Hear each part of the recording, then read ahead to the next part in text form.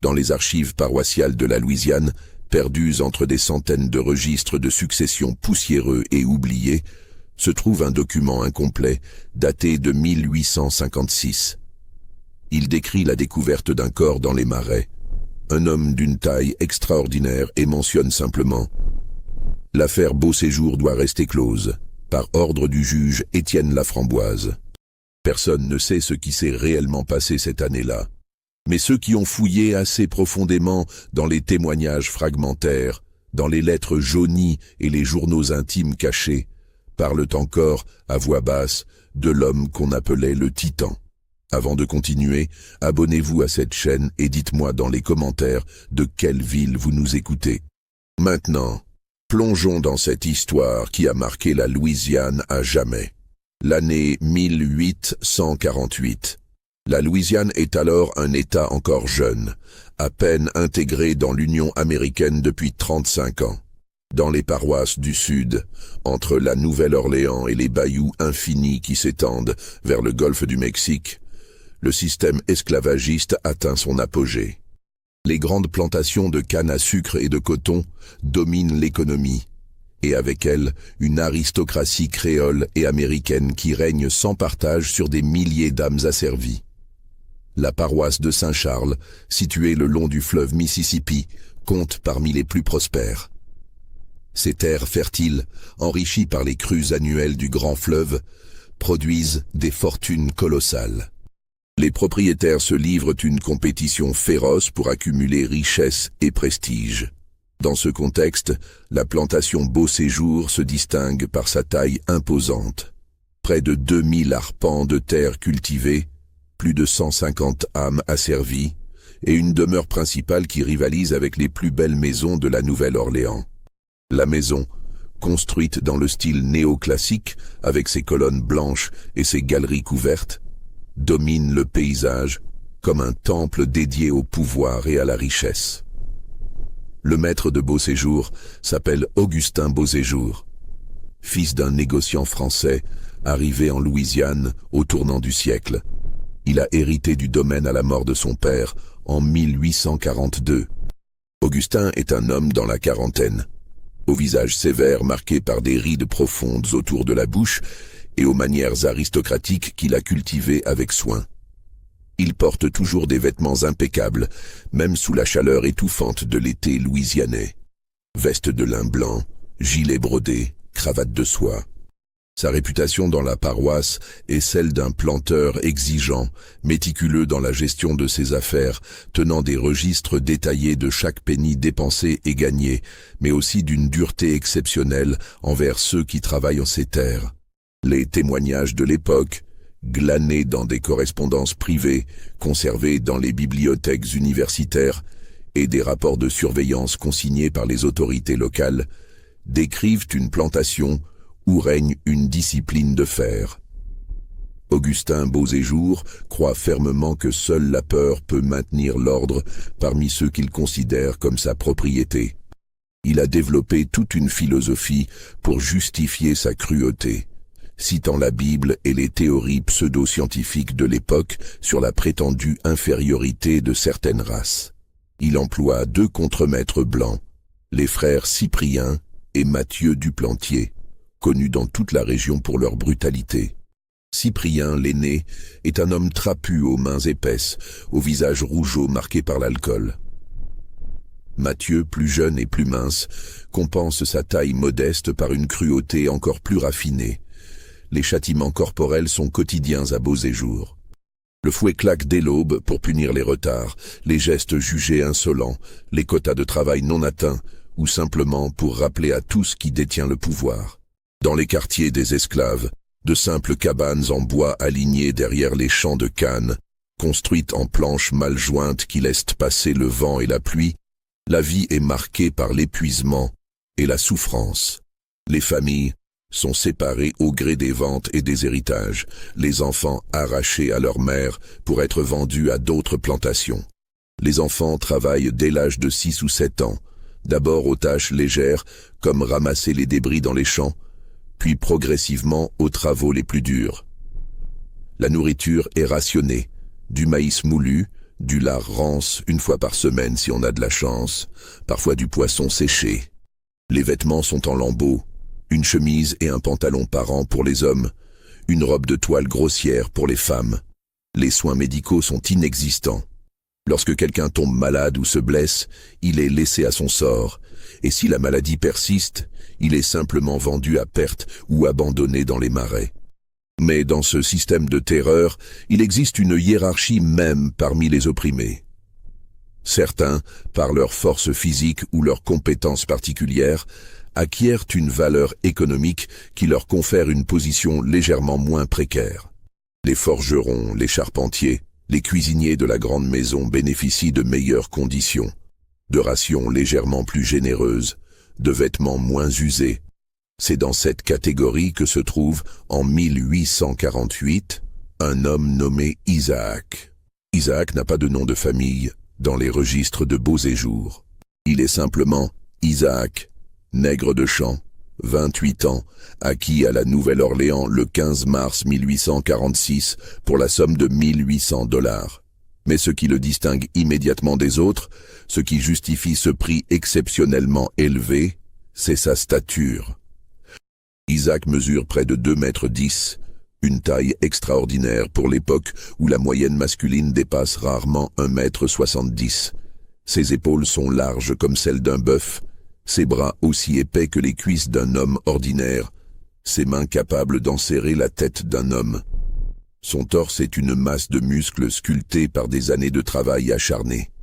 Dès son arrivée à Beaux et Jours, acheté lors d'une vente aux enchères sur le quai de la Nouvelle-Orléans, où Beaux et Jours l'avait repéré immédiatement parmi des dizaines d'autres, Isaac suscite à la fois l'admiration et la peur. Augustin Beaux et Jours voit en lui un investissement rentable, malgré le prix élevé. Un homme de cette force peut abattre le travail de 3 personnes, peut-être même 4. Il peut soulever des charges que même les bœufs peinent à déplacer, peut travailler du lever au coucher du soleil sans fléchir.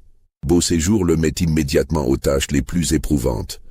Couper la canne sous le soleil de plomb qui transforme les champs en véritables fournaises, défricher de nouvelles terres en arrachant des souches d'arbres à main nue, transporter les tonneaux de mélasse jusqu'aux barges sur le fleuve, chaque tonneau pesant près de 200 livres. Isaac ne se plaint jamais. Il travaille en silence, les yeux baissés, obéissant aux ordres sans un mot, sans un geste de protestation.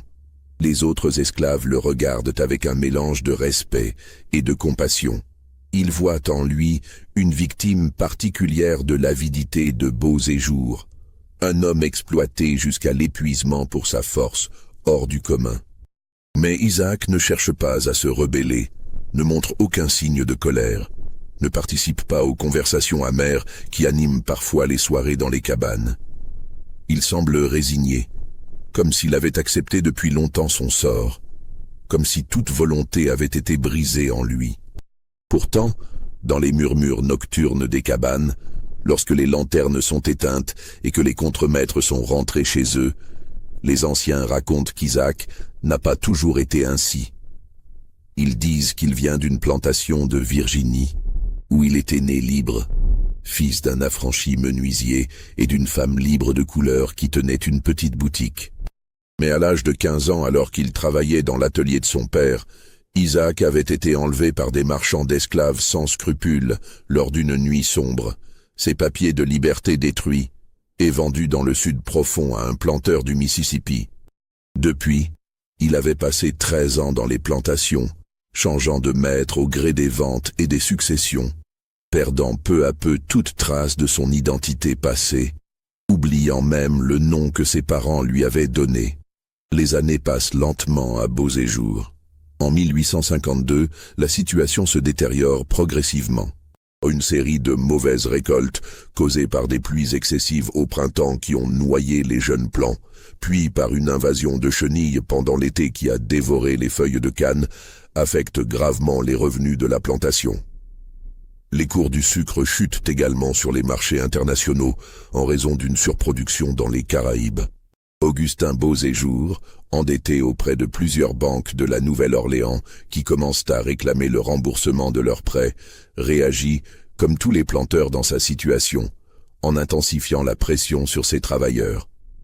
Les journées de travail s'allongent, commençant avant l'aube et se terminant bien après le coucher du soleil. Les rations diminuent encore, le lard hebdomadaire étant supprimé certaines semaines. Les punitions deviennent plus fréquentes et plus sévères, le moindre manquement étant sanctionné par le fouet. Isaac continue de travailler sans broncher, comme une machine infatigable. Mais autour de lui, la tension monte inexorablement. Des rumeurs circulent parmi les esclaves, colportées par les domestiques qui entendent les conversations dans la grande maison. Certains parlent de fuite vers le nord, où l'esclavage commence à être contesté par les abolitionnistes, où des réseaux clandestins aident les fugitifs à atteindre la liberté. D'autres évoquent des révoltes dans des plantations voisines, rapidement écrasées dans le sang, les meneurs pendus ou brûlés vifs. La peur est omniprésente, mais aussi une colère sourde qui ne demande qu'à éclater, qui s'accumule comme la vapeur dans une marmite fermée. C'est au printemps de 1853 que survient l'événement qui va tout déclencher, qui va transformer Isaac et changer à jamais le destin de Beauséjour. Un matin d'avril, alors que les esclaves se rassemblent devant les cabanes pour recevoir leurs instructions de la journée, Augustin Beauséjour convoque tout le monde devant la grande maison. C'est inhabituel. Normalement, les rassemblements généraux sont rares, réservés aux annonces importantes ou aux punitions exemplaires. Un frisson d'appréhension parcourt la foule. Beauséjour est accompagné des frères Duplantier, qui tiennent fermement un jeune homme d'une vingtaine d'années, nommé Samuel. Samuel est un garçon mince et vif, connu pour son intelligence et son esprit rebelle, qui transparaît malgré tous ses efforts pour le cacher. Il a les mains attachées dans le dos, le visage tuméfié, signe qu'il a déjà été battu pendant la nuit. Samuel est accusé d'avoir volé de la nourriture dans les réserves de la cuisine de la grande maison. Le vol est considéré comme l'un des crimes les plus graves dans le système esclavagiste, car il symbolise une forme de résistance à l'autorité du maître, une négation du droit absolu du propriétaire sur tout ce qui se trouve dans son domaine.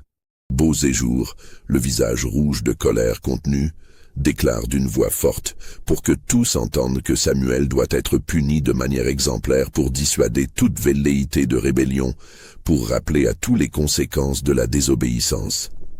Ce qui suit est d'une violence rare, même pour l'époque où les châtiments corporels sont monnaie courante. Samuel est attaché à un poteau devant la foule rassemblée, forcé d'assister au spectacle. Ses vêtements sont arrachés, exposant son dos déjà marqué par des cicatrices anciennes. Cyprien Duplantier, le plus brutal des deux contremaîtres, celui qui prend un plaisir visible à infliger la douleur, administre 50 coups de fouet.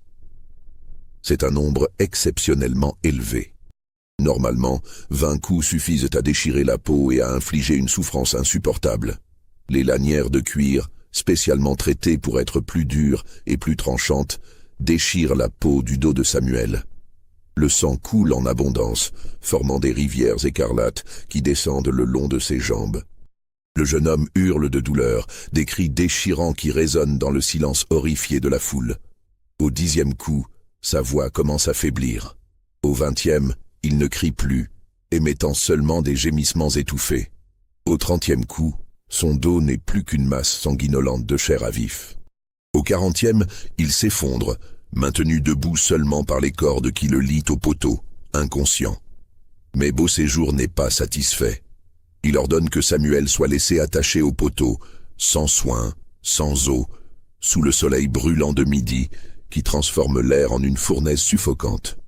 Que cela serve de leçon à tous, dit-il d'une voix glaciale, ses yeux parcourant la foule pour s'assurer que chacun a bien compris le message.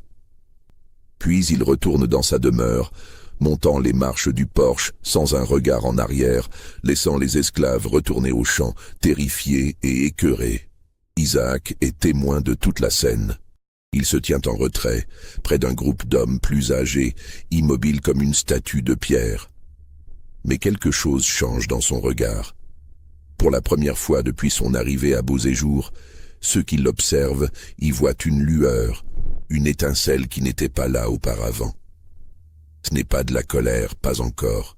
C'est quelque chose de plus profond, de plus sombre. C'est comme si un voile venait de se déchirer, révélant quelque chose qui avait été enterré depuis longtemps. Samuel meurt dans la nuit, toujours attaché au poteau. Son corps est découvert le lendemain matin, froid et raide, les yeux ouverts fixant le ciel. Une femme plus âgée, qui était sa tante, pousse un cri de désespoir en le voyant. Beauséjour ordonne qu'on l'enterre rapidement, sans cérémonie, dans le cimetière des esclaves à la lisière de la propriété, un terrain négligé où les tombes sont marquées seulement par des pierres brutes ou des morceaux de bois. Il n'y a pas d'enquête, pas de questions posées, pas de registre officiel de sa mort. La mort d'un esclave n'a aucune importance légale en Louisiane en 1853. Elle n'est même pas considérée comme un événement digne d'être noté. Mais cette mort marque un tournant invisible mais profond. Dans les cabanes, les conversations nocturnes deviennent plus tendues, plus chargées d'émotions. Les regards se durcissent. Une rage silencieuse commence à remplacer la résignation. Et Isaac, le géant silencieux qui n'a jamais parlé de lui-même, commence à être regardé différemment. Certains se demandent ce qu'il pense, ce qu'il ressent derrière ce masque d'impassibilité. D'autres commencent à murmurer qu'un homme de sa force pourrait faire beaucoup de choses, s'il le voulait, s'il décidait de ne plus accepter. Les mois qui suivent la mort de Samuel sont marqués par une atmosphère de tension croissante qui imprègne chaque recoin de la plantation Beauséjour. Augustin Beauséjour, inquiet des rumeurs de rébellion qui circulent dans les plantations voisines, où plusieurs incidents violents ont eu lieu ces derniers mois, renforce la surveillance de manière drastique. Il embauche un troisième contremaître, un homme nommé Émile Gautreau, réputé dans toute la paroisse pour sa capacité à briser les esclaves récalcitrants, à transformer les rebelles en serviteurs dociles. Gautreau est un ancien milicien qui a participé à la répression de plusieurs révoltes d'esclaves dans le Mississippi, habitué à la violence la plus extrême et sans aucune empathie.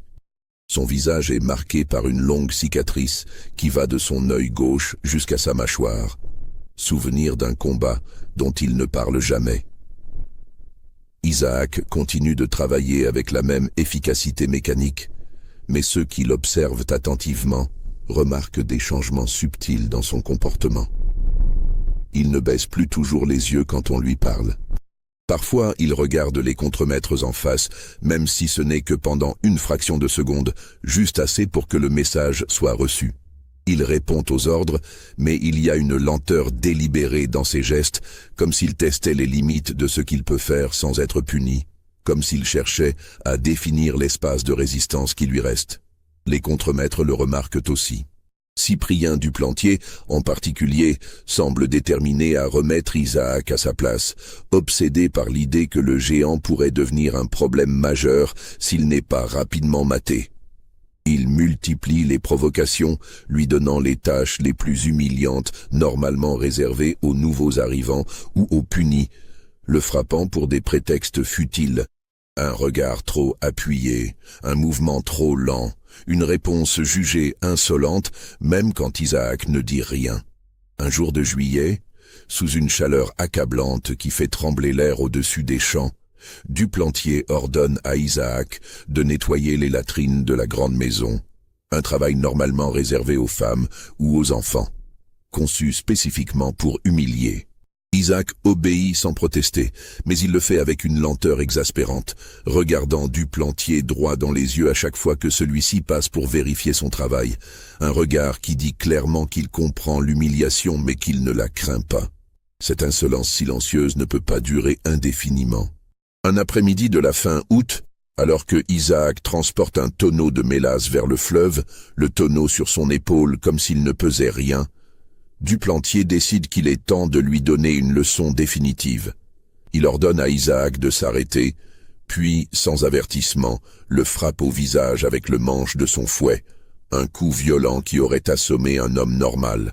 Isaac vacille légèrement, mais ne tombe pas.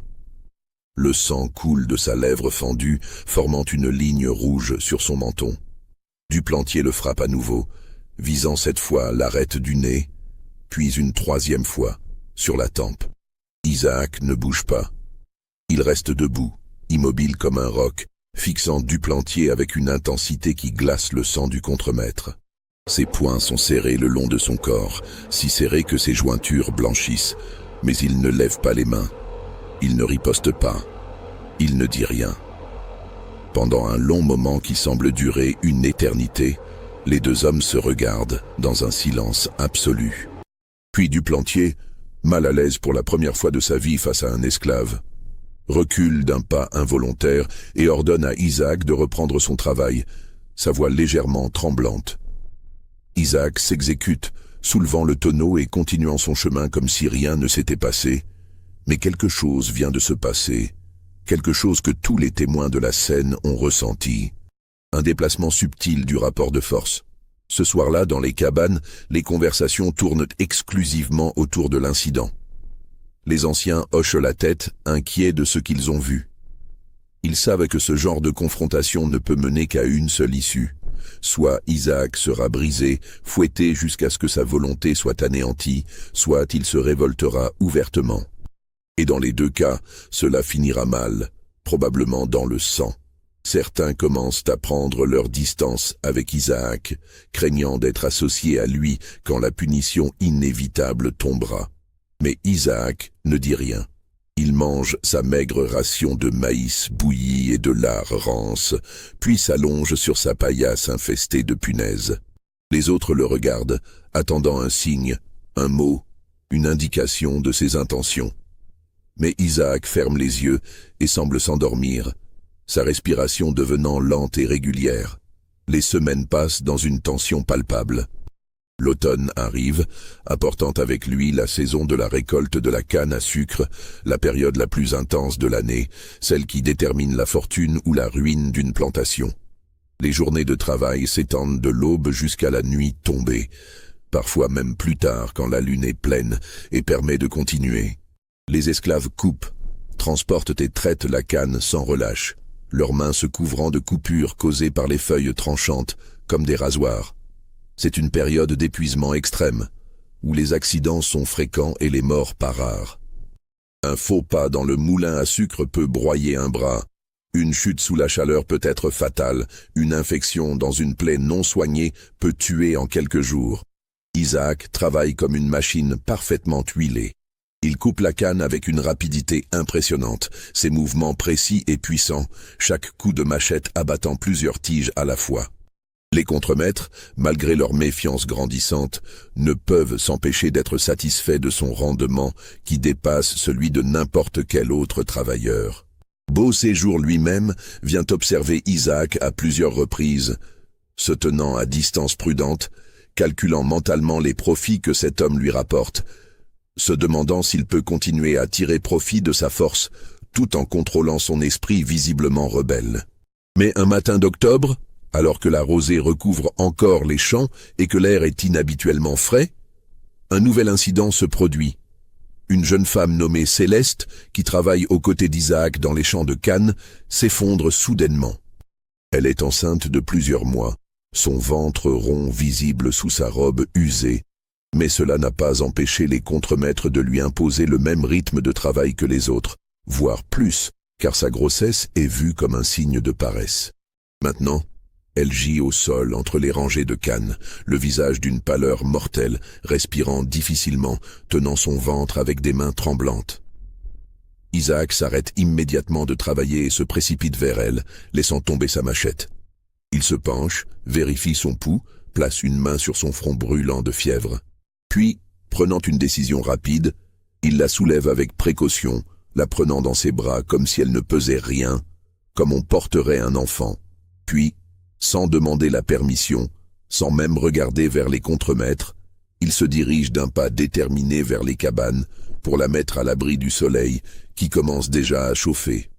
Émile Gautreau, qui surveille cette section du champ depuis une petite élévation de terrain, hurle à Isaac de retourner immédiatement au travail, sa voix portant loin dans l'air matinal.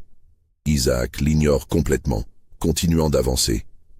Gautreau court vers lui, levant son fouet prêt à frapper. Mais avant qu'il puisse faire un geste, Isaac se retourne lentement et le regarde. C'est un regard que Gautreau n'oubliera jamais jusqu'à son dernier jour. Ce n'est pas de la colère explosive, ce n'est pas de la haine bouillonnante. C'est quelque chose de plus froid, de plus implacable. C'est le regard d'un homme qui a pris une décision irrévocable, qui a franchi une ligne intérieure et qui ne reviendra pas en arrière. Gautreau hésite, son bras levé se figeant dans l'air. Il sent quelque chose qu'il n'a jamais ressenti auparavant face à un esclave. Un doute, presque de la peur. Il baisse son fouet lentement, fait un pas en arrière, puis un autre. Il laisse Isaac emmener Céleste vers les cabanes. Les autres esclaves, témoins de la scène, échangent des regards stupéfaits, à peine capables de croire ce qu'ils viennent de voir. Pour la première fois dans l'histoire de la plantation Beau Séjour, un contremaître a reculé devant un esclave, a abandonné sa position d'autorité absolue. Cette nuit-là, les discussions dans les cabanes sont extraordinairement animées, les voix basses mais intenses. Certains disent qu'Isaac vient de signer son arrêt de mort, que Beau Séjour ne peut pas laisser passer un tel affront, que demain matin, Isaac sera fouetté jusqu'à ce qu'il ne puisse plus bouger. Ou pire, d'autres murmurent qu'Isaac est peut-être l'homme que tout le monde attendait depuis si longtemps, celui qui osera enfin défier ouvertement Beau Séjour, qui montrera qu'il est possible de résister. Mais la plupart restent prudents, sachant que l'espoir est une chose dangereuse dans un monde où la survie dépend de la soumission absolue, où chaque acte de rébellion est puni par des représailles collectives. Isaac, lui, ne participe pas aux conversations agitées. Il reste assis près de la cabane de Céleste, veillant sur elle jusqu'à ce qu'elle reprenne des forces, lui donnant de l'eau fraîche, plaçant des chiffons humides sur son front. Quand on lui demande pourquoi il a pris un tel risque pour elle, pourquoi il a défié Gautreau alors que cela pourrait lui coûter la vie, il répond simplement, sans lever les yeux, « Elle avait besoin d'aide, c'est tout ». Ces mots, dans leur simplicité désarmante, résonnent profondément dans le cœur de tous ceux qui les entendent. Car dans un système conçu méthodiquement pour déshumaniser, pour transformer des êtres humains en simples propriétés, en outils de travail, le simple fait d'aider quelqu'un, de reconnaître son humanité, devient un acte de résistance fondamentale, une affirmation que les liens humains existent encore malgré tout. L'incident avec Céleste marque un point de non-retour dans l'histoire de la plantation Beau Séjour. Augustin Beau Séjour, informé par Gautreau de ce qui s'est passé dans les moindres détails, convoque Isaac devant la grande maison le lendemain matin à l'aube. C'est une convocation redoutée, car elle annonce généralement une punition sévère, parfois même la vente immédiate ou l'emprisonnement dans les cellules souterraines que certaines plantations maintiennent pour les esclaves récalcitrants. Isaac se présente à l'heure convenue, escorté par les 3 contremaîtres qui marchent en formation serrée autour de lui, leurs armes bien visibles. Beau Séjour est assis sur le porche de sa demeure coloniale, dans un fauteuil en rotin, un verre de whisky à la main malgré l'heure matinale. Il regarde Isaac avec un mélange de mépris profond et de calcul froid. Beau Séjour est un homme intelligent, formé aux affaires, et il comprend que Isaac représente un problème complexe, qui ne peut être résolu simplement. D'un côté, sa valeur économique est immense. Il fait le travail de plusieurs hommes. Il a coûté une fortune à l'achat. Il représente un investissement considérable. De l'autre, son insolence croissante, son refus de plus en plus visible de la soumission totale pourrait encourager d'autres à le suivre, pourrait créer une cascade de rébellion. « Isaac », dit Beau Séjour d'une voix calme mais glaciale, chaque mot prononcé avec une clarté parfaite. On me dit que tu as quitté les champs sans permission hier. On me dit que tu as désobéi à un ordre direct d'un contremaître. Tu sais ce que cela signifie, n'est-ce pas? Isaac ne répond pas. Il garde les yeux baissés, adoptant une posture de soumission apparente, les épaules légèrement voûtées, les mains le long du corps. Mais Beau Séjour n'est pas dupe de cette attitude. Il a vu trop d'esclaves, géré trop de situations pour être trompé par les apparences. Tu sais ce que cela signifie, n'est-ce pas? C'est de la désobéissance pure et simple.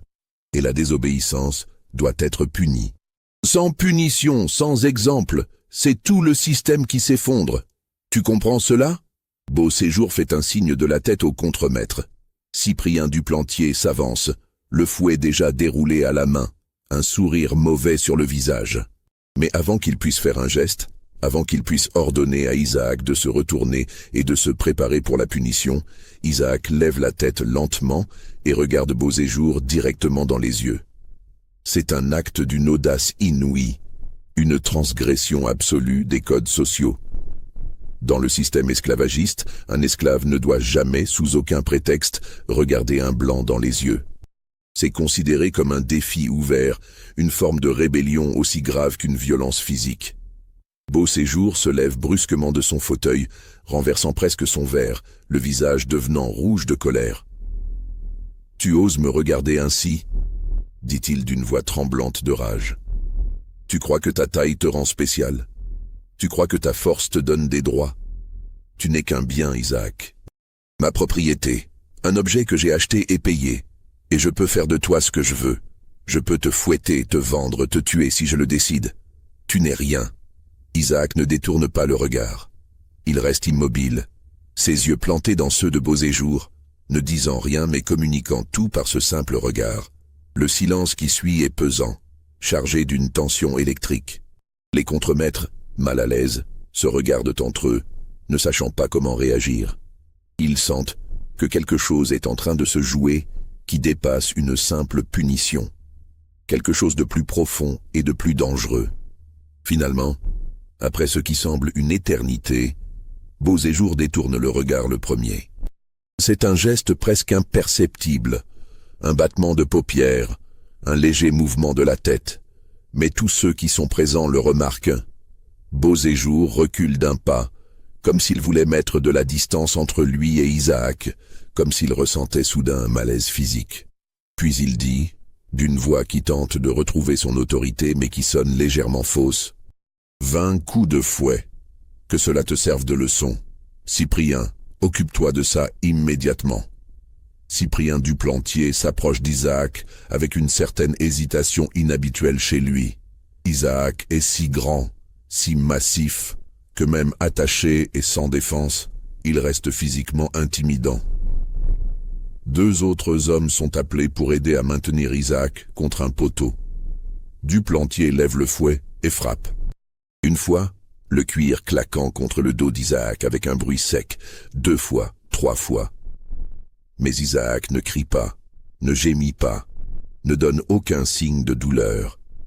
Il reste debout, les muscles tendus comme des câbles d'acier, encaissant les coups sans broncher, sa respiration restant régulière et contrôlée. Au 10e coup, Duplantier s'arrête, essoufflé, le bras fatigué. Il regarde Beauséjour, attendant des instructions, espérant secrètement qu'on lui dira d'arrêter. Beauséjour, de plus en plus mal à l'aise, visible dans la façon dont il évite de regarder directement Isaac, fait un geste impatient de la main. C'est suffisant. Détachez-le et ramenez-le au champ. Qu'il reprenne son travail. Les contremaîtres détachent à Isaac rapidement et le poussent vers les champs.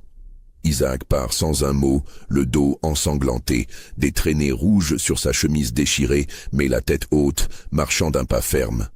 Les esclaves qui ont assisté à la scène depuis la distance, forcés de regarder mais gardant leur distance, le regardent avec un mélange de respect profond et d'admiration mêlée de crainte. Quelque chose vient de changer de manière fondamentale. Isaac a affronté Beauséjour dans un duel silencieux de volonté et a survécu. Plus encore, il a forcé Beauséjour à reculer, à montrer une faiblesse que personne n'avait jamais vue auparavant. Dans les jours qui suivent, la tension à Beauséjour atteint un niveau sans précédent dans l'histoire de la plantation. Les contremaîtres redoublent de violence envers tous les esclaves, comme pour compenser leur humiliation personnelle, comme pour restaurer une autorité qu'ils sentent glisser entre leurs doigts. Les punitions deviennent arbitraires et brutales. Mais les esclaves, eux, commencent à regarder Isaac différemment. Il n'est plus seulement le géant silencieux qui travaille sans se plaindre. Il devient un symbole vivant, une figure autour de laquelle se cristallisent les espoirs et les frustrations accumulées pendant des années, parfois des décennies de souffrance. Isaac, conscient de ce changement, de ce poids nouveau sur ses épaules, commence à agir avec plus de prudence. Il sait qu'il est surveillé constamment, que chaque geste est scruté, que chaque parole est rapportée. Mais il sait aussi qu'il a franchi une ligne invisible et qu'il ne peut plus faire marche arrière. Que toute tentative de retourner à sa soumission antérieure serait vue comme une trahison par ceux qui commencent à placer leurs espoirs en lui. Un soir de novembre, alors que les esclaves se rassemblent dans les cabanes après une journée particulièrement épuisante, un homme âgé nommé Josiah s'approche d'Isaac. Josiah est respecté dans la communauté des esclaves, une sorte de sage qui a survécu à plusieurs plantations, qui a vu des dizaines de maîtres se succéder. Il porte les marques de 50 ans d'esclavage sur son corps, des cicatrices innombrables, des doigts manquants perdus dans un accident au moulin, un dos courbé par le travail. Sa sagesse est souvent sollicitée dans les moments difficiles. « Isaac, » dit Josiah à voix basse, s'asseyant à côté du géant, « tu sais ce que tu as fait, n'est-ce pas ? Tu as défié le maître ouvertement, et maintenant, ils vont tout faire pour te briser. Ou pire, pour te vendre à un marchand qui t'enverra dans les champs de coton du Mississippi profond, où les conditions sont encore pires qu'ici. » Isaac hoche la tête lentement. « Je sais, Josiah, je sais ce qui m'attend. Alors pourquoi ? Pourquoi prendre ce risque ? Tu pouvais continuer comme avant, travailler, survivre. Peut-être qu'un jour tu aurais été affranchi. Peut-être qu'un jour les choses auraient changé. » Isaac reste silencieux pendant un long moment, regardant ses mains massives, ses mains qui ont coupé des milliers de tonnes de canne, qui ont porté des charges impossibles. Puis il dit d'une voix basse mais ferme, « Parce que je ne peux plus vivre comme ça, Josiah. Je ne peux plus faire semblant d'accepter. Je ne peux plus être une chose, une propriété. » Samuel est mort attaché à un poteau comme un animal.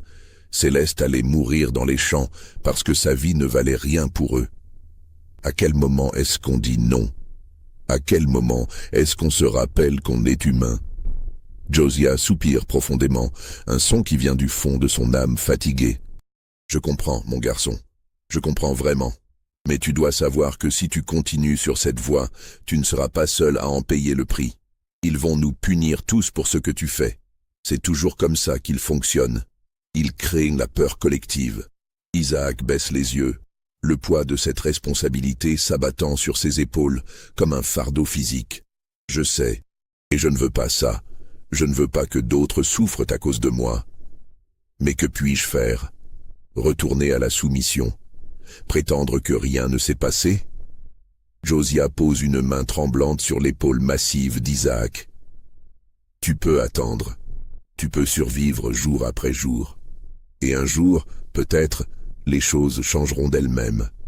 J'ai entendu parler de mouvements dans le Nord, de gens qui parlent d'abolir l'esclavage. Peut-être que dans 10 ans, dans 20 ans, nous serons libres sans qu'il soit nécessaire de mourir pour ça. » Mais Isaac secoue la tête fermement. « Non, Josiah, les choses ne changeront pas d'elles-mêmes.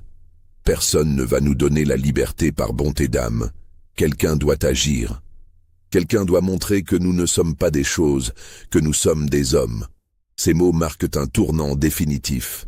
Isaac n'est plus seulement un homme en colère contre son sort.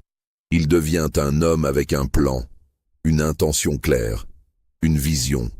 Et cela le rend infiniment plus dangereux aux yeux de Beauséjour et des contremaîtres qui commencent à sentir que quelque chose de grave se prépare. Si cette histoire vous donne des frissons, laissez un like et dites-moi dans les commentaires ce que vous pensez qu'il va se passer. Continuons maintenant vers le moment où tout va basculer. Décembre 1853. L'hiver louisianais s'installe, doux comparé aux hivers du Nord, mais apportant des nuits froides et humides qui pénètrent jusqu'aux os dans les cabanes mal isolées. La récolte de la canne est terminée. Les champs sont maintenant des étendues de terre noire et de chaume coupé. La plantation entre dans une période de travaux d'entretien. Réparation des équipements, entretien des bâtiments, préparation des terres pour la prochaine saison. C'est une période légèrement moins éprouvante physiquement que la récolte, mais la tension psychologique reste intense. Peut-être même plus intense car les esclaves ont plus de temps pour penser, pour parler, pour imaginer des alternatives à leurs conditions. Augustin Beauséjour, de plus en plus inquiet de l'influence grandissante d'Isaac sur les autres esclaves, inquiet des regards qu'il surprend, des conversations qui s'arrêtent brusquement quand il approche, décide de prendre des mesures radicales. Il convoque les 3 contremaîtres dans son bureau lambrissé de chaînes, ferme la porte à clé et leur donne des instructions claires et sans ambiguïté. Isaac doit être isolé du reste de la communauté des esclaves, humilié publiquement de manière répétée, brisé psychologiquement et physiquement. Et si cela ne fonctionne pas dans les 3 mois, il sera vendu à un marchand d'esclaves de passage, même si cela représente une perte financière considérable. Les contremaîtres se mettent au travail avec un zèle renouvelé. Isaac est assigné systématiquement aux tâches les plus dégradantes. Nettoyer les écuries où l'odeur est suffocante, vider les fosses d'aisance qui dégagent des vapeurs toxiques, transporter le fumier vers les champs, creuser des fossés de drainage dans la boue jusqu'aux genoux. Il est privé de sa ration de viande, recevant seulement du maïs moulu et de l'eau, parfois même pas de maïs frais mais des restes moisis. Il est fouetté pour des prétextes de plus en plus futiles et absurdes. Un regard jugé insolent alors qu'il ne regardait personne. Un geste trop lent alors qu'il travaillait aussi vite que possible. Un mot murmuré alors qu'il n'a rien dit. Mais Isaac ne cède pas.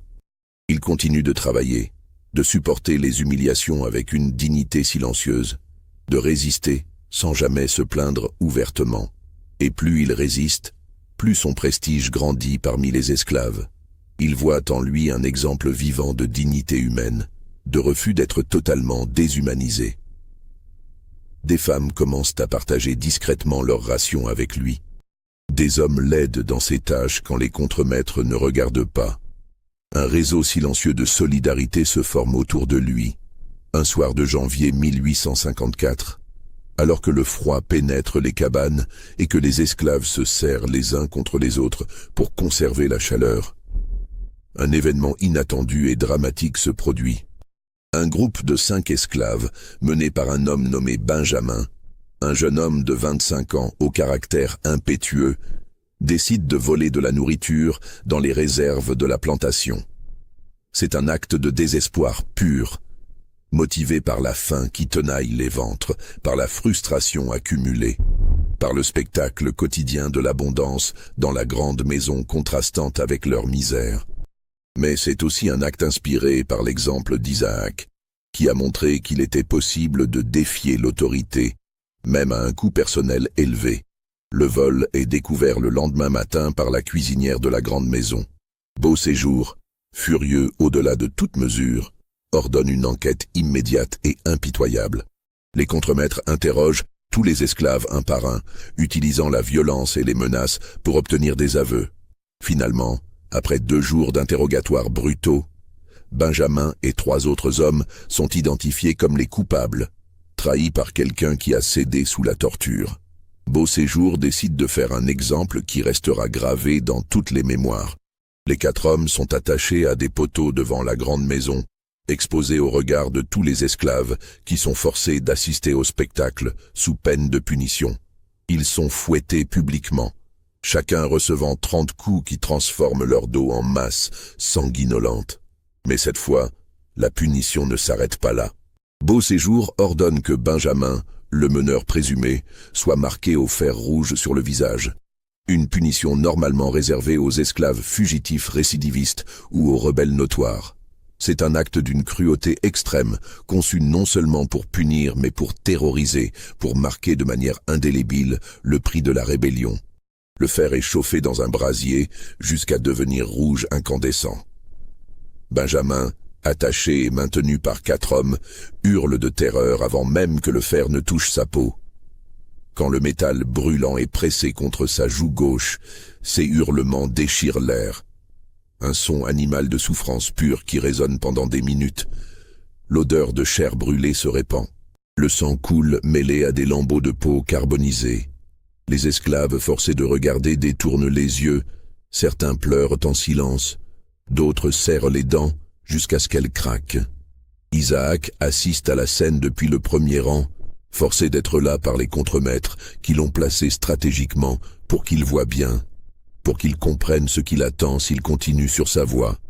Il voit Benjamin hurler de douleur, voit la chair brûler, voit le jeune homme s'effondrer après que le fer soit retiré, inconscient de souffrance.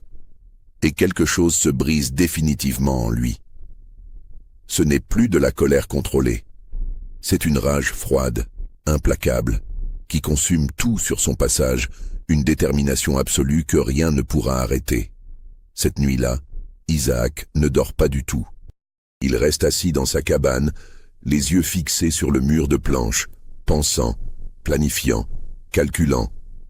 Les autres esclaves le laissent tranquille, sentant qu'il est dans un état dangereux, que quelque chose de fondamental est en train de se transformer en lui. Ils ne savent pas ce qu'ils comptent faire, mais ils savent avec certitude que quelque chose va se passer, quelque chose d'irréversible. Le lendemain matin, Isaac se présente au champ comme d'habitude, à l'heure exacte où le travail doit commencer. Mais les contremaîtres remarquent immédiatement un changement radical dans son attitude. Il ne baisse plus les yeux du tout. Il ne répond plus aux ordres avec la docilité habituelle. Il se déplace avec une assurance nouvelle, presque menaçante, comme un animal qui a décidé de ne plus avoir peur. Cyprien Duplantier, toujours prompt à réagir aux signes de rébellion, toujours à l'affût de la moindre occasion de démontrer son autorité, décide qu'il est temps de remettre Isaac à sa place, une fois pour toutes, de briser définitivement ce qui reste de volonté en lui. Il s'approche d'Isaac avec son fouet levé et crie d'une voix forte pour que tous entendent « Isaac, tourne-toi et regarde-moi quand je te parle, tout de suite !» Isaac se retourne lentement, très lentement, chaque mouvement délibéré. Il regarde Duplantier, et dans ses yeux il y a quelque chose qui fait littéralement reculer le contremaître de plusieurs pas. Ce n'est plus de la résignation, ce n'est plus de la peur, ce n'est même plus de la colère ordinaire. C'est quelque chose de beaucoup plus profond et terrifiant. C'est la détermination pure d'un homme qui a pris une décision finale et irrévocable. « Tu veux me frapper encore, Cyprien ?» dit Isaac d'une voix basse mais parfaitement audible, utilisant pour la première fois le prénom du contremaître, un acte d'insubordination majeur. « Vas-y, frappe-moi, mais sache que ce sera la dernière fois que tu lèves la main sur moi ou sur quiconque ici. » Ces mots résonnent comme une menace directe et explicite. Duplantier, choqué jusqu'au plus profond de son être, hésite, son bras levé tremblant légèrement. Jamais, en 15 ans de travail comme contremaître, un esclave ne lui a parlé ainsi, n'a osé le menacer ouvertement. Les autres esclaves, témoins de la scène, retiennent leur souffle collectivement.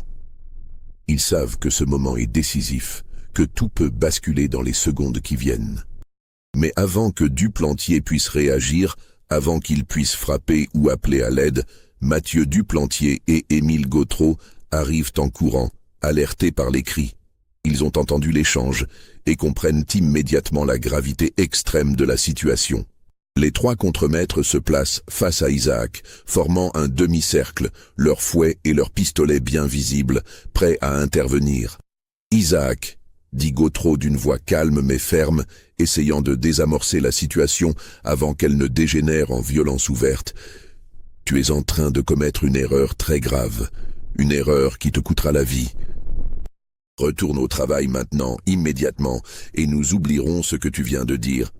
C'est ta dernière chance. » Isaac les regarde tous les trois, un par un, prenant son temps. Puis, de manière totalement inattendue, il sourit.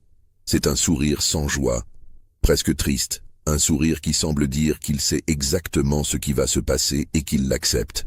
« Non », dit-il simplement, le mot tombant comme une pierre dans le silence. « C'est fini. Tout ça est fini. » Et il retourne au travail, soulevant sa machette et commençant à couper les mauvaises herbes avec des gestes précis, laissant les trois contremaîtres stupéfaits, incapables de comprendre ce qui vient de se passer. Ils échangent des regards inquiets, des regards qui disent clairement qu'ils savent qu'Isaac vient de franchir une ligne définitive et que les conséquences seront terribles pour tous. Cette nuit-là, les contremaîtres se réunissent avec beaux et jours dans la grande maison, dans le bureau où se prennent toutes les décisions importantes.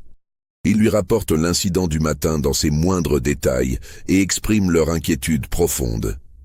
Isaac est devenu totalement incontrôlable. S'il continue ainsi, s'il n'est pas stoppé immédiatement, il pourrait déclencher une révolte générale. Les autres esclaves le regardent maintenant avec une admiration qui pourrait facilement se transformer en action collective. Il faut agir, et vite, avant que la situation ne dégénère complètement. Beau Séjour écoute en silence, sirotant son whisky, son visage devenant de plus en plus sombre. Puis il prend une décision finale. « Demain matin à l'aube, dit-il d'une voix glaciale et définitive, Isaac sera enchaîné et enfermé dans la grange. Je vais contacter immédiatement un marchand d'esclaves de la Nouvelle-Orléans que je connais. Isaac sera vendu dans les 3 jours maximum. Je ne veux plus le voir sur ma propriété, peu importe la perte financière. » Les contremaîtres hochent la tête avec soulagement. C'est une décision sensée, même si elle représente une perte financière considérable de plusieurs milliers de dollars. Isaac est devenu trop dangereux pour être gardé, trop imprévisible, trop susceptible d'inspirer d'autres à la rébellion. Mais ce qu'ils ne savent pas, ce qu'aucun d'entre eux ne peut deviner, c'est que Isaac a déjà prévu leur réaction. Et il a un plan qu'il a mûri pendant des semaines, étudiant chaque détail, chaque possibilité. Le lendemain matin, bien avant l'aube, alors que l'obscurité règne encore et que la plantation dort, les 3 contremaîtres se présentent à la cabane d'Isaac. Ils sont lourdement armés de pistolets chargés et portent des chaînes en fer massif. Ils s'attendent à une résistance violente, à devoir maîtriser Isaac par la force. Mais Isaac les surprend complètement en sortant calmement de sa cabane avant même qu'ils ne frappent à la porte, comme s'il les attendait, les mains déjà tendues devant lui en signe de soumission. « Je ne résisterai pas, » dit-il simplement d'une voix neutre. « Faites ce que vous avez à faire. » Les contremaîtres, profondément méfiants de cette coopération soudaine, le regardent avec suspicion, cherchant le piège. Mais ils n'ont pas le temps de réfléchir longuement. Ils enchaînent Isaac aux poignets et aux chevilles avec des chaînes lourdes, suffisamment solides selon eux pour retenir même un homme de sa force. Puis, le conduisent vers la grange, une structure massive située à l'écart de la grande maison, au bout d'un chemin de terre. La grange est un bâtiment imposant utilisé pour stocker le matériel agricole, les réserves de grains pour l'hiver, et occasionnellement pour enfermer les esclaves récalcitrants dans des cellules rudimentaires aménagées à cet effet. C'est un bâtiment sombre et humide, avec des murs épais faits de planches de chêne, un toit de bardeaux et une seule porte massive verrouillée de l'extérieur par un cadenas en acier. Isaac est poussé sans ménagement à l'intérieur de l'une des cellules, une pièce étroite sans fenêtre, et la porte est fermée derrière lui avec un claquement définitif. Les contremaîtres placent un cadenas solide et postent un garde armé à l'extérieur avec instruction de tirer au moindre bruit suspect. Puis, ils retournent à leur tâche quotidienne, satisfaits d'avoir enfin neutralisé la menace que représentait Isaac. Mais à l'intérieur de la grange sombre, Isaac sourit dans l'obscurité, car il a attendu ce moment précis pendant des semaines, l'a planifié dans ses moindres détails. Pendant des mois, il a observé la grange attentivement, étudié sa structure quand il y travaillait, repéré ses faiblesses structurelles. Et maintenant, enfermé à l'intérieur, il peut enfin mettre son plan à exécution. La grange est vieille, construite il y a plus de 40 ans. Ses murs, bien qu'épais, sont faits de planches de bois clouées ensemble, et le temps et l'humidité ont fait leur œuvre. Les poutres qui soutiennent le toit sont solides en apparence, massives et imposantes, mais Isaac sait qu'elles reposent sur des piliers qui ont été sérieusement affaiblis par l'humidité constante et par les termites qui infestent toute la région. Il le sait parce qu'il a aidé à réparer cette grange à plusieurs reprises au cours des 2 dernières années, et il a noté chaque faiblesse, chaque point vulnérable. Il passe les heures suivantes à travailler méthodiquement en silence. Malgré ses chaînes qui limitent ses mouvements, il parvient à atteindre l'une des poutres principales qui traversent le plafond de sa cellule. Avec sa force colossale, utilisant son poids et sa masse musculaire comme levier, il commence à la secouer, testant sa résistance, cherchant le point de rupture. La poutre craque légèrement sous la pression, mais tient bon initialement. Isaac continue, patient, déterminé, tirant, poussant, utilisant chaque once de sa force extraordinaire, travaillant sans relâche pendant des heures. À l'extérieur, le garde n'entend rien de suspect. La grange est suffisamment éloignée et suffisamment épaisse pour que les bruits à l'intérieur ne soient pas audibles de l'extérieur. Les heures passent lentement. Le soleil se lève, atteint son zénith, puis commence à descendre vers l'horizon. Le soir arrive, apportant avec lui l'obscurité qui enveloppe la plantation. Et soudain, vers 10 heures du soir, avec un craquement assourdissant qui résonne comme un coup de tonnerre, la poutre cède finalement. Elle s'effondre brutalement, entraînant avec elle une partie importante du toit dans un fracas de bois éclaté et de bardeaux qui s'entrechoquent. Isaac, anticipant parfaitement l'effondrement grâce à ses calculs minutieux, s'est déjà écarté et plaqué contre le mur opposé. Il se retrouve couvert de poussière épaisse et de débris de bois, mais complètement indemne, pas même une égratignure. Le garde, alerté par le bruit terrifiant, court immédiatement vers la porte et l'ouvre précipitamment, sa lanterne tremblante à la main, pour voir ce qui s'est passé. Il entre dans la grange, avançant prudemment dans les débris. Et c'est là, dans la lumière vacillante de la lanterne, qu'il voit Isaac, debout, au milieu des décombres, imposant comme une statue vivante, les chaînes brisées gisant à ses pieds comme des serpents morts. Isaac a utilisé l'effondrement massif pour briser ces chaînes de manière ingénieuse, les coinçant sous les poutres les plus lourdes et tirant de toutes ses forces jusqu'à ce que les maillons cèdent. Maintenant, il est libre, ses mains et ses pieds libres de toute entrave. Le garde, absolument terrifié par la vision de ce géant libéré, tente de sortir en courant et en criant à l'aide. Mais Isaac est beaucoup plus rapide qu'on pourrait l'imaginer pour un homme de sa taille. En 2 enjambées puissantes, il rattrape le garde, l'attrape par le col de sa chemise et le soulève du sol d'une seule main, comme s'il ne pesait absolument rien. Le garde hurle de terreur, agite ses bras et ses jambes dans le vide. Mais Isaac le regarde calmement dans les yeux et dit d'une voix parfaitement contrôlée, « Je ne vais pas te tuer, je ne vais faire de mal à personne ce soir, mais tu vas rester ici sagement et te taire. » Il attache solidement le garde avec les mêmes chaînes qui l'entravaient quelques minutes auparavant, les serrant suffisamment pour qu'il ne puisse pas s'échapper, mais pas assez pour lui faire mal. Puis, prenant la lanterne du garde, il sort de la grange dans la nuit louisianaise. La plantation Beauséjour est plongée dans l'obscurité presque totale. Seules quelques lanternes brillent faiblement près de la grande maison où Beauséjour est probablement en train de dîner, ignorant tout de ce qui vient de se passer. Isaac se déplace silencieusement malgré sa taille, profitant des ombres denses projetées par les grands arbres qui bordent la propriété pour éviter d'être vu. Il se dirige avec détermination vers les quartiers des esclaves, sachant exactement ce qu'il doit faire. Là, il réveille en douceur quelques hommes de confiance, dont Josiah et un autre homme nommé Elijah, un homme fort d'une 30aine d'années en qui Isaac a appris à avoir confiance au fil des mois. Il leur explique rapidement et à voix basse ce qui s'est passé et ce qu'il compte faire maintenant. Il est très clair sur un point. Il ne veut pas déclencher une révolte générale qui impliquerait tous les esclaves. Il sait que cela se terminerait inévitablement par un massacre, que les milices locales seraient appelées, que des dizaines de personnes innocentes mourraient. Mais il veut frapper Beauséjour là où cela fait vraiment mal, dans son orgueil démesuré et dans sa richesse matérielle. Ensemble, se déplaçant comme des ombres dans la nuit, ils se dirigent vers les grands entrepôts où sont stockées les réserves précieuses de canne à sucre transformées et de mélasse, prêtes à être vendues sur les marchés de la Nouvelle-Orléans.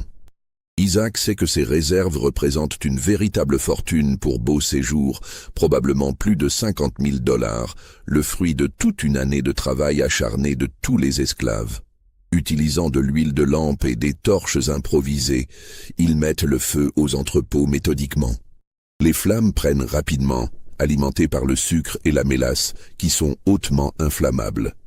En quelques minutes, les flammes montent très haut dans la nuit noire, éclairant le ciel d'une lueur orange et rouge spectaculaire visible à des kilomètres à la ronde. La chaleur devient intense, presque insupportable. L'alarme est donnée rapidement. Les contremaîtres sortent en courant de leur maison. Les esclaves sont réveillés brutalement et forcés de former des chaînes humaines pour passer des seaux d'eau depuis le fleuve.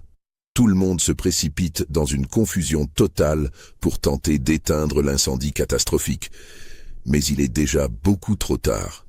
Les entrepôts sont complètement consumés en moins d'une demi-heure, ne laissant que des cendres fumantes et des poutres carbonisées. Dans la confusion générale, dans le chaos et la fumée qui enveloppent tout, Isaac et ses deux compagnons disparaissent sans être vus.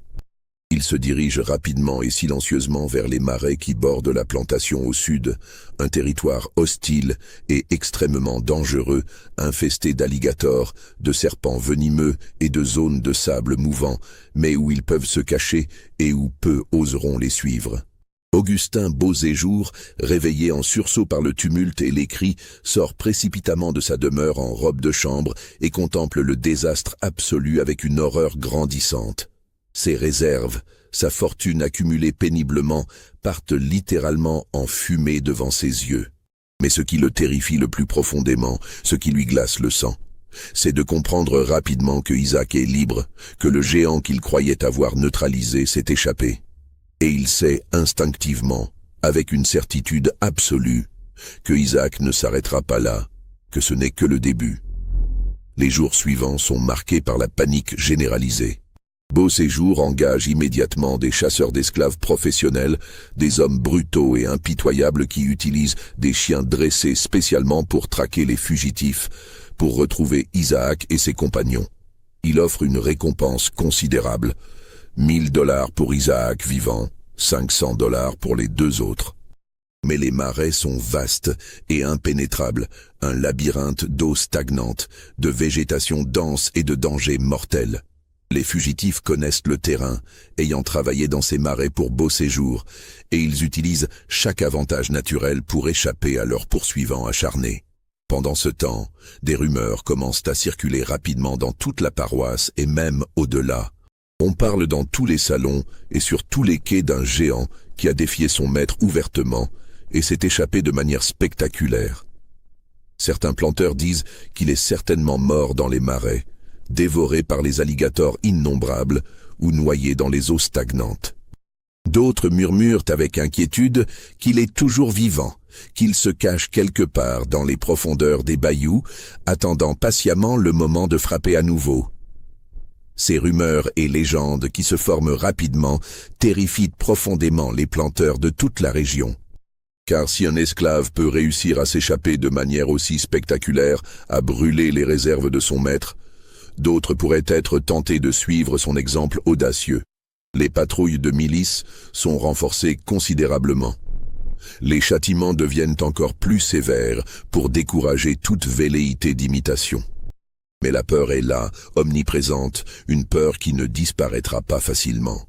Pour Beauséjour, personnellement, la situation devient rapidement insoutenable sur tous les plans. Ruiné financièrement par la destruction totale de ses réserves, incapable de rembourser ses dettes croissantes aux banques, humilié profondément aux yeux de ses pairs qui se moquent de lui en privé, il sombre progressivement dans une paranoïa de plus en plus sévère. Il voit Isaac partout, dans les ombres du soir, dans les bruits nocturnes, dans chaque mouvement à la périphérie de sa vision. Il dort avec un pistolet chargé sous son oreiller et un autre sur sa table de nuit. Il ne sort plus de sa demeure sans être escorté par au moins 3 hommes armés. Sa santé se détériore visiblement. Il perd du poids, ses mains tremblent, son regard devient hagard. Et puis, un matin brumeux de février 1854, un événement étrange et terrifiant se produit. Les contremaîtres découvrent, cloué solidement à la porte calcinée de la grange incendiée, un message écrit sur un morceau de tissu déchiré. Le message est simple, rédigé en lettres maladroites mais lisibles, probablement écrites avec du charbon. Vous ne me trouverez jamais, mais je vous vois, je vous observe tous. Ce message simple terrorise Beauséjour au-delà du rationnel. Il comprend avec horreur que Isaac le surveille activement, qu'il est tout proche de la plantation, peut-être à quelques centaines de mètres seulement, qu'il pourrait frapper à tout moment s'il le décidait. Il double immédiatement la garde armée autour de sa demeure. Il engage des hommes supplémentaires pour patrouiller la propriété 24 heures sur 24. Il fait installer des lampes partout pour éliminer les zones d'ombre. Mais les semaines passent lentement, et rien de plus ne se passe. Isaac ne se montre pas, ne frappe pas à nouveau. Les chasseurs d'esclaves reviennent les uns après les autres, bredouilles et épuisés, ayant perdu plusieurs chiens dans les marais. Peu à peu, très progressivement, Beauséjour commence à espérer avec un soulagement fragile que Isaac est peut-être réellement mort, qu'il a péri dans les marais comme tant d'autres fugitifs avant lui, victime de la nature hostile. Mais Isaac est bien vivant, en parfaite santé même. Il se cache dans les profondeurs inexplorées des bayous, dans une zone que même les chasseurs les plus expérimentés évitent, survivant grâce à la pêche abondante, à la chasse aux petits animaux et à l'aide discrète mais régulière de certains esclaves qui lui apportent de la nourriture, des vêtements et des informations en secret, risquant leur vie pour l'aider. Il observe la plantation de loin avec des jumelles volées, étudiant les mouvements, les routines, attendant patiemment le bon moment pour sa prochaine action. Le printemps arrive avec sa chaleur croissante et ses pluies fréquentes. La vie à la plantation Beauséjour reprend lentement, très lentement, un semblant de normalité fragile. Les réserves brûlées ont été reconstruites avec l'argent emprunté à des taux usuriers. Les travaux dans les champs reprennent. La surveillance reste élevée, presque paranoïaque, mais la tension diminue progressivement. Beauséjour, toujours hanté par la peur, tente désespérément de retrouver le contrôle de sa vie et de sa plantation. Mais il ne sait pas, il ne peut pas savoir, que Isaac a pris une décision finale qui va changer tout. Il ne cherche plus à se venger directement de Beauséjour par la violence. Il a compris avec une clarté douloureuse que la violence directe ne mènerait qu'à sa propre mort certaine et à celle de tous ceux qui l'ont aidé. Au lieu de cela, il a décidé de faire quelque chose de beaucoup plus audacieux et dangereux. Il va tenter de fuir vers le nord lointain, vers les États libres où l'esclavage est aboli, vers la liberté réelle. C'est une entreprise presque impossible, défiant toute logique. La distance entre la Louisiane humide et les États libres du Nord est de plus de 1500 kilomètres, peut-être 2000 selon l'itinéraire. Le voyage est semé d'embûches mortelles à chaque étape. Patrouilles de miliciens dans chaque comté, chasseurs d'esclaves professionnels qui sillonnent les routes, rivières dangereuses à traverser, forêts hostiles remplies de dangers, manque de nourriture et d'eau, froid dans les régions nordiques, et par-dessus tout, le fait qu'un homme noir de sa taille est impossible à cacher. Mais Isaac est déterminé avec une résolution de fer. Au cours des semaines qui suivent, Isaac et ses deux compagnons fidèles, Josiah et Elijah, se préparent méticuleusement pour le voyage périlleux. Ils volent discrètement des provisions, viande séchée, maïs moulu, couverture. Ils fabriquent des outils rudimentaires mais efficaces, couteaux en pierre, cordes tressées, sacs en toile. Ils étudient les étoiles pour s'orienter, apprenant à reconnaître l'étoile polaire qui guidera leurs pas vers le nord. Ils interrogent discrètement les esclaves qui ont entendu parler du réseau secret appelé le chemin de fer clandestin, ces abolitionnistes blancs et noirs libres qui aident les fugitifs. Et une nuit de mai, une nuit sans lune particulièrement sombre et propice, ils partent enfin. Ils quittent silencieusement les marais de Louisiane, se dirigeant vers le nord en évitant soigneusement toutes les routes principales, suivant les cours d'eau et les forêts denses, marchant uniquement la nuit et se cachant le jour dans les endroits les plus reculés. Le voyage dure des mois éprouvants, des mois d'épreuves constantes. Ils avancent lentement, très lentement, parfois seulement quelques kilomètres par nuit quand le terrain est particulièrement difficile. Ils traversent le Mississippi dans une pirogue volée. Ils marchent à travers les forêts interminables du Mississippi et du Tennessee. Ils échappent de justesse à des patrouilles à plusieurs reprises, se cachant dans des fossés, des grottes, des arbres creux. La nourriture manque souvent, Ils doivent chasser et pêcher pour survivre. Elijah tombe gravement malade en juillet, emporté par une fièvre terrible qui ne le quitte pas. Il meurt en août dans les bras d'Isaac, murmurant qu'il est heureux de mourir libre plutôt que de vivre esclave. Ils l'enterrent au pied d'un grand chêne, marquant la tombe avec une pierre simple. Josiah et Isaac continuent seuls, poussés par un espoir têtu qui refuse de mourir. Ils traversent le Kentucky, un État esclavagiste mais avec une présence forte d'abolitionnistes. Ils reçoivent de l'aide de fermiers Quakers qui font partie du réseau clandestin. Ils se cachent dans des granges, des caves, des greniers à foin. Et finalement, par une nuit de début octobre 1854, après 5 mois de voyage épuisant, après avoir parcouru plus de 1800 kilomètres à pied, ils atteignent enfin la frontière tant espérée de l'Ohio, un État libre où l'esclavage est aboli et où ils ne peuvent légalement plus être capturés. Ils traversent la large rivière Ohio à la nage pendant la nuit, épuisés mais vivants, leur corps amaigri mais leur esprit intact. Et pour la première fois depuis des années, depuis plus d'une décennie pour Isaac, ils se sentent véritablement libres, respirant l'air de la liberté. Mais cette liberté tant désirée a un prix lourd et permanent. Isaac sait qu'il ne pourra jamais retourner en Louisiane sans risquer d'être capturé et probablement tué. Il sait que Beauséjour et les chasseurs d'esclaves le traqueront probablement jusqu'à la fin de ses jours, que des affiches avec sa description circulent dans tout le Sud.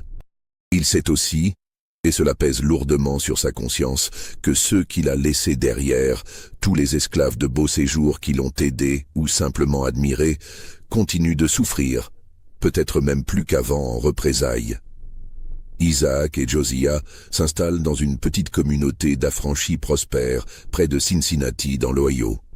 Isaac prend un nouveau nom complet pour protéger son identité, Isaac Freeman, symbolisant sa liberté nouvellement acquise. Il commence une nouvelle vie, travaillant d'abord comme journalier sur les docks, puis comme forgeron quand ses compétences sont reconnues, utilisant sa force extraordinaire pour gagner sa vie honnêtement, pour la première fois. Mais il ne parle jamais ouvertement de son passé, de ses années en Louisiane, de Beauséjour. Le titan de Louisiane devient progressivement un fantôme, une légende murmurée dans les plantations du Sud, un symbole puissant de résistance et d'espoir pour ceux qui restent enchaînés. Quant à Augustin Beauséjour, il ne se remet jamais complètement de l'humiliation et des pertes subies. Sa réputation dans la société des planteurs est ruinée définitivement.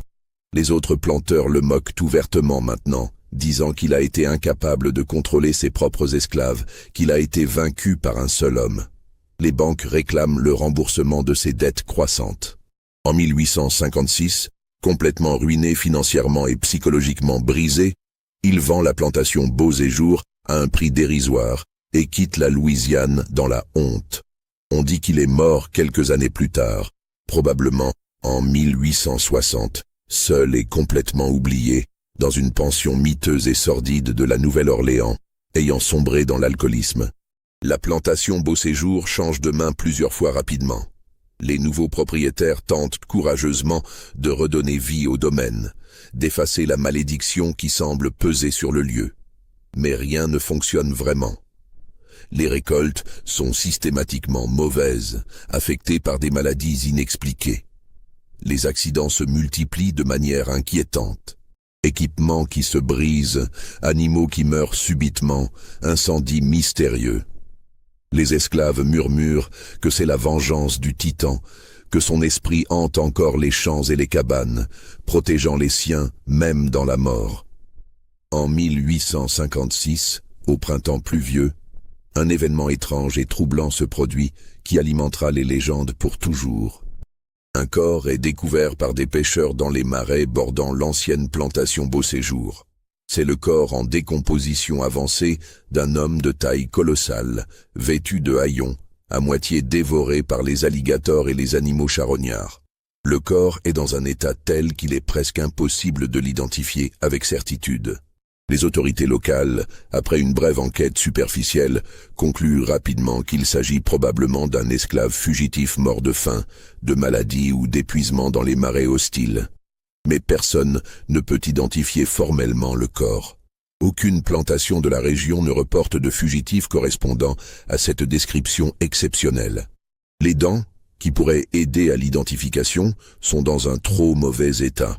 Et le juge Étienne Laframboise, chargé officiellement de l'affaire et connu pour sa discrétion dans les affaires délicates, ordonne rapidement et sans explication que l'enquête soit close immédiatement. Il fait enterrer le corps anonymement dans une tombe sans marque dans le cimetière des indigents et interdit formellement qu'on en parle davantage, menaçant de poursuite quiconque mentionnerait l'affaire. Le document trouvé dans les archives dit simplement « L'affaire Beauséjour doit rester close ». Certains, parmi ceux qui ont connu Isaac, disent avec tristesse que c'était certainement son corps, que le Titan était finalement revenu en Louisiane pour une raison inconnue et avait péri dans les marais qu'il connaissait pourtant si bien. Peut-être voulait-il revoir les lieux, peut-être avait-il tenté d'aider quelqu'un à s'échapper, peut-être était-il simplement nostalgique.